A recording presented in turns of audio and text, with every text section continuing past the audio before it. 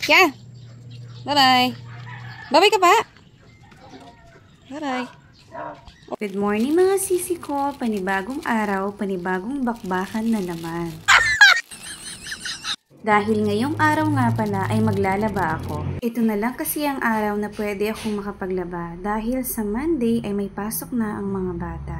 Inuna ko na nga ang uniform ni Kuya CJ. Tiga-anim na ngang piraso ang binili ko sa kanya para may magamit siya for the whole week. Heto na nga at gising na si Inday.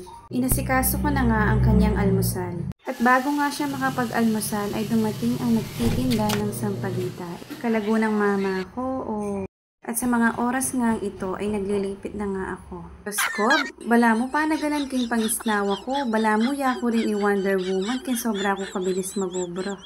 Katapos ko nga dito ay pupunta pa kami ng bahay ni Cassie dahil magluluto pa nga ako.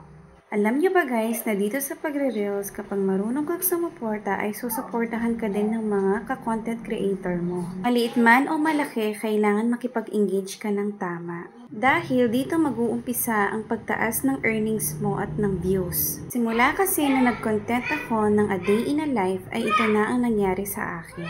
Basta maging masipag at matyaga lang kayo.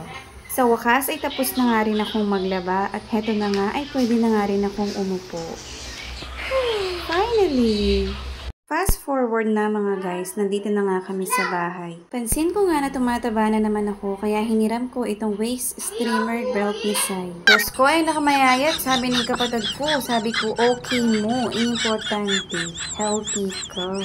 By the way guys, ang ulam natin for this lunch is nilagang manok. Hanggang dito na lang po, huwag po sana kayong magsawang manood at makinig sa mga video ko.